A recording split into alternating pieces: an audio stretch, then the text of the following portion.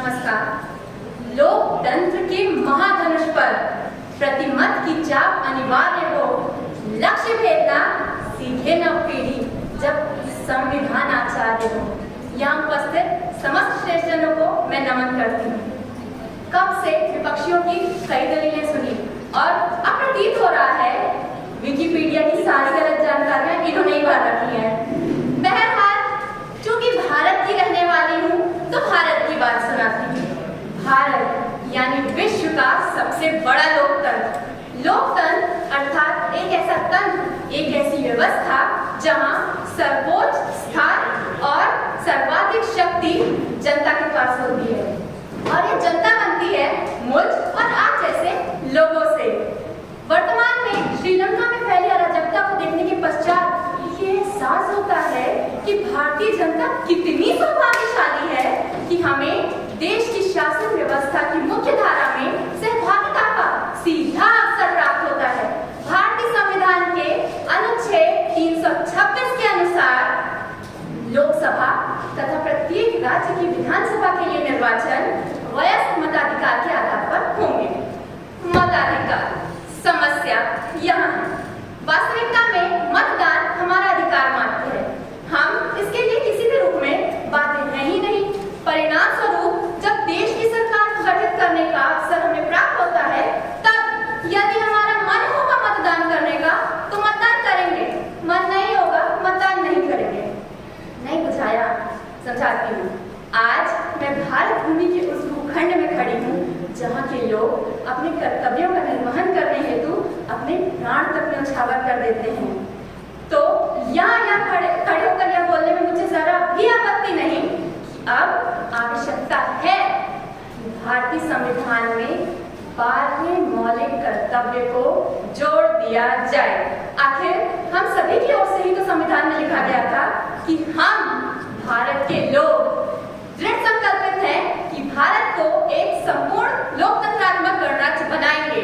परंतु कैसे, जब हम में से लगभग 30 करोड़ लोग मतदान करते ही नहीं और इसके दो कारण देते हैं। प्रथम, वे किसी भी प्रतिनिधि का समर्थन नहीं करना चाहते और दूसरा, वे अपने मतदान केंद्र से दूर होते हैं। इन समस्याओं का समाधान तो है ना हमारे पास। रिमोट वोटिंग मशीन जैसी सुविधाओं की उपलब्धता के पश्चात अब यह संभव है कि आप विदेश में रहकर अपने गांवों में होने वाले चुनावों में मतदान कर सकते हैं। और रही बात समर्थन की, नहीं पसंद कोई प्रतिनिधि, नोटा का फायदा उठाएं परंतु मतदान करने अवश्य जाएं। कई लोगों ने कहा कि बाबा साहेब अम्बेडकर ने स्वयं इस बात का खंडन किया है कि भारतीय लोकतंत्र में मतदान अनिवार्य नहीं होना चाहिए।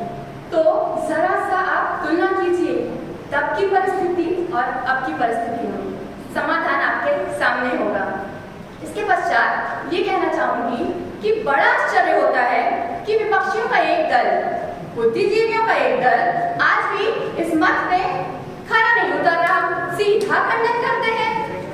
मान लीजिए कोई ऐसा व्यक्ति चुनाव में खड़ा है, कोई ऐसा प्रतिनिधि चुनाव में खड़ा है जिसका एक अज्ञात पक्ष, असामाजिक अज्ञात पक्ष किसी एक व्यक्ति को पता है।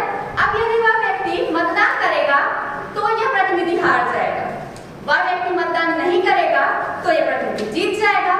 उस एक व्यक्ति के उस एक मत को प्राप्त करने हेतु मतदान का अनिवार्य होना आवश्यक है।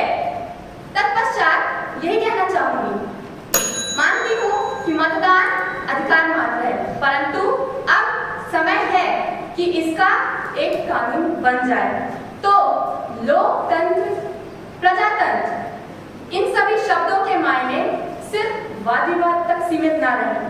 प्रजातंत्र की बेल पल्लवित हो निज दिन मुस्काए, पुष्पित रही देश की बगिया, पतझड़ कभी न आए।